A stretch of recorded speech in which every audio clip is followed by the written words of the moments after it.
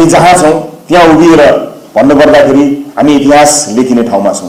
तपाईहरुलाई मैले भन्ने सन्देश पनि यही नै हो कि जीवनी लेख्ने यात्रामा तपाईहरु हुनुहुन्न। जीवनी लेख्ने हो भने तपाईहरु सबैको एक जनाको राजनीतिमा आएपछि मात्र होइन, चुनाव जितेपछि मात्र होइन, चुनाव जित्नु अगाडिको तपाईको व्यक्तित्व नै आफैमा एउटा सफल जीवनी छ। म कयौं यहाँ सफल साथीहरुको अनुहार यहाँ हेर्न सक्छु। आफ्नो पेशामा अब्बल क्षमतावान साथीहरु हुन्छ जसको जीवनी आफैमा गजबको छ। बेस्ट सेलर किताबै लेख्दा पनि तपाईको हुन सक्ने जीवनी छ। तर म फेरि दोहोर्याएर भन्छु साथीहरु, हामी जीवनी लेख्ने यात्रामा हिँडेका होइनौं, हामी इतिहास लेख्ने यात्रामा हिँडेका हौं र इतिहास लेख्ने नै हो। यसको अध्यायको सुरुवात हामी गर्दैछौं। त्यसकारणले यी प्रशिक्षणहरु हामीलाई चाहिन्छन्। त्यसका लागि केही कमिटमेन्ट चाहिन्छ।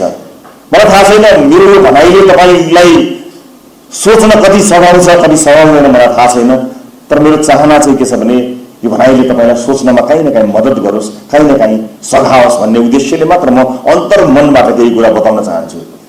जानेर नजानेर रहरले लहरले जे जस्तो कारणले भए पनि हामी आइ त गयौं राजनीतिमा, चुनावमा पनि हुन्यौं। नेपाली जनताले परिवर्तन गर तिनीहरू भनेर हामीलाई ऐतिहासिक जनमत पनि दिए र हामी त्यो जनमतको सम्मान गर्दै संसदसम्म आइपुगेका छौं। तर चुनाव जित्दैन हामी सर्वगुण सम्पन्न हुने होइन। चुनाव जित्दैन हामीले सम्पूर्ण ज्ञान अथवा आफ्नो क्षेत्रका सम्पूर्ण आवश्यक कुराहरूको जानकारी प्राप्त गर्नुको त्यसको प्रमाण होइन। निर्वाचन आयोगले निर्वाचित भएको सर्टिफिकेट हातमा थमाइदिनु भनेको तपाईलाई सर्वगुण सम्पन्न राजनीतिज्ञ भनेर दिएको सर्टिफिकेट चाहिँ पक्कै पनि होइन। चुनाव मात्र जितेका हौं हामीले, अर्थात् सुरुवात मात्रै गरेका हौं। सम्झनुस् त, जब देशमा एकदलीय शासन व्यवस्था थियो, पञ्चायती व्यवस्था थियो, निर्दलीय शासन व्यवस्था थियो, त्यतिखेर आज हामीले बेला बेलामा कटाक्ष गरे तापनि ती राजनीतिक दलहरू, चाहे नेपाली कांग्रेस भन्नुस्, नेकपा एमाले भन्नुस् अथवा विभिन्न कम्युनिस्ट घटकका दलहरू भन्नुस्, ती दलहरूले 30 वर्ष अनवरत संघर्ष गरे। त्यस दलका नेताहरूको उनीहरूलाई यो परिवर्तन आउँछ कि आउँदैन भन्ने कुराको कुनै हेक्का पनि थिएन, कुनै अन्दाज थिएन। कति लामो हुने हो संघर्ष उनीहरूलाई थाहा थिएन। निर्वासित हुनु परेको थियो, आफ्ना कलिला बालबालिकालाई छोडेर कतै लुक्दै र भाग्दै हिँड्नु परेको थियो। पढाइको ठेगान थिएन, पढ्ने अवसर प्राप्त गर्नु थिएन, परिवारलाई के खुवाउने भन्ने कुराको संकट थियो। परिवर्तन आउँछ कि आउँदैन थाहा पनि थिएन, तर संघर्ष निरन्तर चलिरहेको थियो। उहाँहरूको जीवन जोखिममा थियो, भूमिगत हुँदै भाग्दै लुक्दै हिँड्नु परेको थियो। 30 वर्ष लाग्छ भनेर होइन, हुन्छ कि हुँदैन थाहा छैन। त्यस्तो शासन व्यवस्था छ, एकदलीय शासन व्यवस्था छ। त्यस्तो व्यवस्थालाई पनि चुनौती दिएर 1 दिन होइन, 2 दिन होइन, 1 वर्ष होइन, 2 वर्ष होइन, 30 वर्षसम्म खाने ठेगान नभएको, बस्ने ठेगान नभएको, परिवारको ठेगान नभएको त्यत्रो संघर्ष गरेर परिवर्तनको यात्रामा होमिएका थिए ती दलहरू। त्यस पछाडि सशस्त्र द्वन्द्व भयो। सशस्त्र द्वन्द्वमा माओवादी पार्टीका नेता कार्यकर्ताहरू, लडाकुहरू यो देशमा परिवर्तन गर्छु भनेर दौडिए, हिँडे। उनीहरूलाई 10 वर्ष लाग्छ कि 20 वर्ष लाग्छ कि हुन्छ कि हुँदैन कि केही कुरा थाहा थिएन, तर अनवरत रूपमा राजनीतिक रूपमा संघर्ष गर्नको निमित्त हिँडे। ज्यानको जोखिममा लागेका थिए। कयौं नेताहरूको टाउकाको मूल्य चढाइएको थियो। उनीहरूलाई थाहा थिएन परिवर्तन आउँछ कि आउँदैन, कहिले आउँछ भन्ने कुराको उनीहरूलाई हेक्का थिएन। तर ज्यानलाई जोखिममा राखेर जुन अनवरत संघर्ष उनीहरूले गरे, जसको जेसुकै उद्देश्यता भए पनि, कुनै आस्थाका हिसाबले, विचारका हिसाबले हामी त्यहाँ सहमत हुन नसके तापनि परिवर्तनको एउटा बाटोमा होमिएका ती राजनीतिक मानिसहरू, उनीहरूलाई थाहा थिएन कि परिवर्तन आउँछ कि आउँदैन, व्यवस्था परिवर्तन गर्न सकिन्छ कि सकिँदैन, यो फेर्न सकिन्छ कि सकिँदैन, प्रणाली बदल्न सकिन्छ कि सकिँदैन, उनीहरूलाई केही पनि थाहा थिएन। त्यस्तो संघर्ष गरेकोबाट आएर राजनीति आज यस्तो ठाउँमा आइपुगेको छ कि हामीलाई त थाहा छ, हामीलाई थाहा छ चुनावमा जाँदा पनि हाम्रो बहुमत आउँछ भन्ने हामी सबलाई थाहा थियो। सब थाहा पाएको यति सजिलो संघर्ष आजसम्म इतिहासमा दुनियाँमा कहिले पनि गरेको छैन, कसैले पनि गरेको छैन। यति सजिलो संघर्ष हामी त्यति सजिलो संघर्षबाट आएका हौं। तर यो संघर्ष यति सजिलो पार्नुभन्दा अगाडि जुन गाह्रो संघर्षको यात्रा यो देशका राजनीतिज्ञहरूले गरे, त्यो जब त हामीसँग छ नि। राजनीतिका रूपमा, पार्टीका रूपमा हामी अलग हौला, विचारका रूपमा हामी अलग हौला, सिद्धान्तका रूपमा हामी अलग हौला, तर मुलुकमा राजनीतिक परिवर्तनका हिसाबले खनिएको त्यो जगमा गरिएको दुःख जस्तो दुःख तपाईँ हामीले अहिले पनि गर्नु परेन, भोलि पनि गर्नुपर्ने छैन। अब 5 वर्ष हामीले काम गर्नुपर्नेछ। मलाई अहिले पनि साथीहरू कहिलेकाहीँ भन्नुहुन्छ, सभापतिज्यू म त सुरुवातदेखि लागेको मेरो त योगदान यति छ भनेर कहिलेकाहीँ साथीहरू मलाई योगदानको मूल्य माग्न ढोका ढकाउनुहुन्छ। मलाई दुःख लाग्छ। यो पार्टीमा योगदानको मूल्य माग्ने बेला मेरो पनि भएको छैन साथीहरू। मैले पनि यो मूल्य माग्ने बेला योगदान दिएको छैन। योगदान त अब दिने यो सङ्घर्ष हेर्नुहोस् त, यो क्रान्ति इतिहासकै सबभन्दा सजिलो क्रान्ति। घरमा खाना खाएर निस्किनुहुन्छ, बालबच्चा परिवारहरू सकुशल छन्, कहीँ लुक्दै भाग्दै हिँड्नु पर्दैन। डाइनिङ टेबलमा तातो खाना पुरेर बसेको हुन्छ तपाईँलाई, सबैले नमस्कार गर्छन्, ओरपर क्यामेरा छन्, वाहवाही छ, अन्तर्वार्ता दिन विभिन्न स्टुडियोमा तपाईँहरूलाई भ्याइरहेकै छ। यति क्रान्तिलाई पनि परिणाम दिन सकिएन भने तपाईँ हामी नालायक भएर निस्कन्छौँ। यति कुरा भन्न चाहन्छु। बदल्ने मात्र, व्यवस्था बदल्ने क्रान्ति मात्र क्रान्ति होइन साथी हो, अवस्था बदल्ने क्रान्ति पनि एउटा ठुलो क्रान्ति हो। हाम्रा हातमा जनताले त्यो ताकत, त्यो शक्ति दिएका छन्। त्यसैले अब यतिखेर म तपाईँहरूको मनको कुरा भन्छु, तपाईँहरूलाई अलिकति दुःख लाग्ला, त्यो लागोस् भन्ने पनि म चाहन्छु। किनकि हामीमध्ये यति धेरै मानिसहरूले जितेर आयो, तर सबैजना मन्त्री हुन सकेनौँ। कहीँ न कहीँ, कतै न कतै म हुनुपर्ने थियो, म भइनँ भन्ने कुराको दुःख त कहीँ न कहीँ छ साथीहरूलाई। ल भइएन मन्त्री त केही भएन भने यो समितिको सभापति त मलाई त बनाउनु पर्थ्यो नि, यत्रो योगदान छ मेरो, त्यति पनि मलाई बनाएन भनेर चित्त दुखाएर यसो देख्दा हाँसे पनि, यसो मनमा अलिकति घाउचोट त साथीहरूले राख्नुभएकै छ। तर म तपाईँहरूलाई यति कुरा बताउन आज उपस्थित भएको छु साथी हो। सांसदका रूपमा हामीले यो देशको इतिहासलाई दिन सक्ने योगदान एकपटक तपाईँले हेर्नु र देख्नुभयो भने त्यो कुनै मन्त्रीले अथवा कुनै समितिको सभापतिले या पार्टीको पदाधिकारीले भन्दा धेरै छ। मात्र तपाईँहरूले एकपटक पानाहरू पल्टाएर आफूले के गर्न सकिन्छ भन्ने कुरा हेर्न सक्नुपर्छ। यति मात्र तपाईँहरूले बुझ्न सक्नुभयो भने परिवर्तन सम्भव छ। हामीले सांसदका रूपमा विधेयकहरूमा काम गर्नुपर्नेछ। कानुन निर्माण, मैले धेरै पटक यो कुरा बताएको छु, कानुन निर्माणमा हामी काम गर्नुपर्नेछ।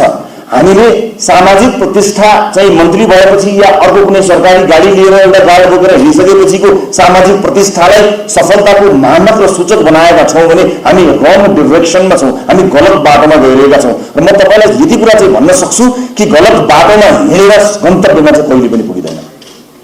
Please make a U turn. त्यो रङ बाटो, एकपटक त्यसबाट फर्किनुहोस्, युटर्न गर्नुहोस्।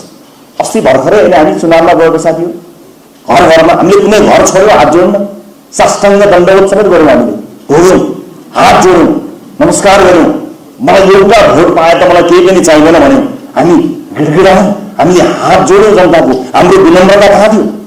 कति विनम्र थियो? हामीलाई के चाहिएको थियो? एउटा घर पनि नछुटोस् है। घर दैलोमा जाएर पर कति पर पुगेपछि त्यो घर छुट्ला कि भन्दा कत्रो पीर थियो, कत्रो विनम्रता थियो हाम्रो। आज हामी त्यही विनम्रतामा छौँ। 2 महिनाको कुरा गर्दैछु म, 2 दशकको कुरा गर्दैछु साथीहरू। र म कम्पेयर गर्दैछु ती नेताहरूलाई जसले परिवर्तन आउँछ कि आउँदैन थाहा नपाई, भोकै प्यासै आफ्ना लाला बाबाको भविष्यलाई समेत परवाह नगरी देशको भविष्यका लागि लडे। हो, त्यसमध्ये केही भ्रष्ट भए, केही बाटो बिगाए। यी कामहरू तपाईँले भोट दियो भने हामी गर्छौँ है भन्यौँ। हामी हात जोड्दै घर घर पुग्यौँ, वृद्ध बाबामाहरूलाई हामीले सम्झायौँ, आफ्ना कुराहरू राख्यौँ, उहाँहरूले भन्नुभयो, मान्नुभयो। अब हामीले घर घरमा गएर गरेको बाचा पुरा गर्ने एउटै मात्र माध्यम भनेको के हो भने हामीले विधेयकहरूमा काम गर्ने। सांसदज्यूहरू, माननीयज्यूहरू, तपाईँहरूको ध्यान अहिले पनि म तपाईँहरूलाई बताउँछु। मलाई थाहा छ समितिमा धेरै क्यामेरा देखेपछि यसै जोस आउँछ, रगत तातेर आइहाल्छ, यो क्यामेराले खिचिहाल्छ, त्यो त भरे मेरो मतदातामा पुगिहाल्छ भनेर बडो चर्को चर्को बोल्न बडो यसै आफै त्यो पैतालादेखि शरीरसँग चाहिँ टाउकोसम्म चाहिँ बडो एउटा चाहिँ भाव आउँछ। तर त्यो तपाईँको भावना हो कि अभिनयहरू छुट्याउने जिम्मा तपाईँको साथी हो।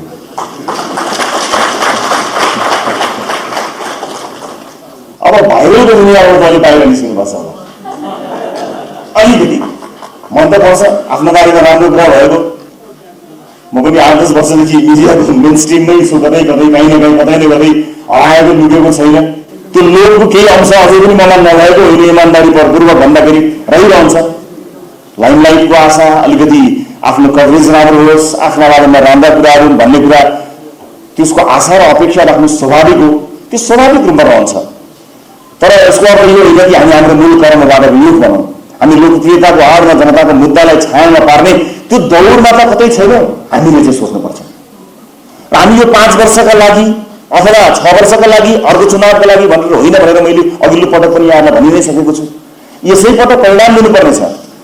यहाँ साथीहरू बीच के पनि प्रतिस्पर्धा कहिलेका चल्छ भने अलिकति पार्टीको नेतृत्वसँग नजिक भएका साथीहरूसँग नजिक हुँदा पो अलिकति केही अवसरहरू प्राप्त हुन्छ कि, अथवा मन्त्रालयहरूमा अलि मन्त्रीज्यूको नजिक हुँदाखेरि पो केही अवसर प्राप्त हुन्छ कि भनेर कहीँ कतै हाम्रा पाइलाहरू विधेयकहरू पढ्नभन्दा हाम्रा आँखाहरूले चाहिँ विधेयकहरू पढ्ने पानाहरू भन्दा मन्त्रालयको बजेटतिर यसो आँखा लागिरहेको त छैन। यदि त्यसो हो भने पनि हामीले जनतालाई धोका दिएको ठहरिन्छ। साथीहरू, प्रत्यक्ष रूपमा 165 वटा निर्वाचन क्षेत्रको बजेटको कुरा आउला, हामीले नै जितेका प्रत्यक्ष जितेका स्थानहरूको पनि कुराकानी आउला। मैले त अर्थमन्त्रीज्यूलाई भनेको छु 165 वटा निर्वाचन क्षेत्रको होइन, एउटा निर्वाचन क्षेत्रको बजेट बन्छ, एउटा नेपालको बजेट बन्छ। यसपटक नेपालको बजेट बन्छ, यसपटक मात्र होइन सबै नेपालको बजेट बन्छ। त्यसकारणले हामीले हाम्रो पहुँचको लडाईँ लड्यौँ भने यो त पार्टी परिवर्तन हुन्छ, परिवर्तनको त्यो सम्भाग हामी बन्नै सक्दैनौँ। त्यसकारणले यसलाई महसुस गरेर हामीले काम गर्नुपर्ने अवस्था आएको छ। भोलिको लागि सिक्योर गर्ने भनेको तपाईँको निर्वाचन क्षेत्र सिक्योर हुने होइन, यो देशको पुस्ताको भविष्य सिक्योर गर्ने हो। निर्वाचन क्षेत्रको रूपमा चितवन 2 मा मैले अब चुनाव जित्छु कि जित्दिन भन्ने कुरा ठुलो कुरा होइन, तर यो देशमा जन्मिएको बालकले उसको पुस्ताले जित्छ कि जित्दैन, हामीले बजेटमा काम गर्दा, हामीले विधिमा काम गर्दा, हामीले कानुन बनाउँदा हामीले गर्ने काम यही नै हो। अब सरकारका क्रियाकलाप, सरकारका कामहरू, सरकारका निर्णयहरूमा कहिलेकाहीँ के भन्ने कसो भन्ने यहाँहरूलाई अन्यल पनि परिरहेको हुनसक्छ। कहिलेकाहीँ विभिन्न कोणबाट आएका प्रतिक्रियाहरू, कहिलेकाहीँ समालोचना, यी सबै कुराहरूले कहिलेकाहीँ हामीलाई सोच्न बाध्य बनाएको पनि हुनसक्छ। तर तपाईँहरू के निर्धक्क हुनु होला भने सरकारले सोचेर, हेरेर, विचार गरेर आफ्ना कदमहरू चालिरहेको छ। त्यसकारणले सरकारले गरेका कामहरूमा आजको दिनमा, आजसम्म हामीले गरेका कामहरूमा हामी कसैले पनि दुःख नगर्नुपर्ने अथवा अप्ठ्यारो पऱ्यो कि भनेर कुनै क्यामेरा कुनै गुम देखेर भाग्नुपर्ने अवस्थामा हामी छैनौँ। त्यो हुन नदिँदैनौँ पनि हामी, त्यो अवस्था हामी सृजना हुन दिँदैनौँ। तर हामीले थाहा के पाउनु पऱ्यो भने, हामीले के थाहा पाउनु पऱ्यो भने आजसम्म हामीले गरेका कुराहरू आम जनताको हितमा छन् कि छैनन् भन्ने कुरा हामीले थाहा पाउन सकेनौँ, हामीले त्यसको अध्ययन गर्न सकेनौँ भने हामी अप्ठ्यारोमा पर्छौँ। कहिलेकाहीँ म कुरा सुन्छु अध्यादेशको विषयलाई लिएर प्रश्नहरू गर्दाखेरि साथीहरूलाई कहीँ होइन कि यो गलत हो कि भन्ने महसुस हुन पनि सक्छ होला। हो, अवश्य पनि हो। नियमित ढङ्गमा कानुन निर्माण गरेर अगाडि बढ्दै जाँदाखेरि त्यसले स्थायित्व प्राप्त गर्छ। कानुन निर्माणको प्रक्रिया पनि त्यही हो। तर कतिपय कुराहरूलाई हामीले फास्ट ट्र्याकमा लिएर जानुपर्ने हुन्छ। त्यो फास्ट ट्र्याकमा लिएर जानको निमित्त हामीले देशलाई, जनतालाई र समाजलाई हेरेर कामहरू गरेका छौँ कि छैनौँ त्यो कुरा हामीले हेर्ने हो। पछिल्लो समय सरकारले ल्याएका अध्यादेशका विषयलाई लिएर त्यसको कन्टेन्टभित्रको कुरामा त्यसले गर्न खोजेको, त्यसले दिन खोजेको सेवा, त्यसबाट लाभ हुने कुराहरूलाई लिएर कहीँ कतै मैले टीका टिप्पणी भएको देख्न सकेको छैन। सरकारले ल्यायो, किन ल्यायो भन्ने विषयमा प्रश्नहरू उठे होलान्, तर त्यसले विकास निर्माणको कामलाई द्रुत गति दिनको निमित्त, जहाँ चाहिँ पोलिसी ग्याप छ त्यसलाई फुलफिल गर्नको निमित्त कतिपय कुराहरू आज गर्ने कुरा आजै गर्नुपर्ने हुन्छ। त्यस्ता कुराहरूलाई लिएर हामीले काम गरौँ। साथीहरूले त्यसबारेमा कतै कतै मैले भन्न नसकिने हो कि भन्ने अप्ठ्यारो परेको छ भने यहाँहरूले छलफल गर्नु होला, पार्टीमा सल्लाह गर्नु होला। हामीले यो देशलाई घाटा हुने, यस देशका नागरिकलाई घाटा हुने, यो देशलाई, यो देशको भविष्यलाई अप्ठ्यारो पर्ने कुनै पनि निर्णय गरेका छैनौँ, गर्दैनौँ, त्यो गर्न दिँदैनौँ। त्यसमा यहाँहरू निर्धक्क हुनु होला।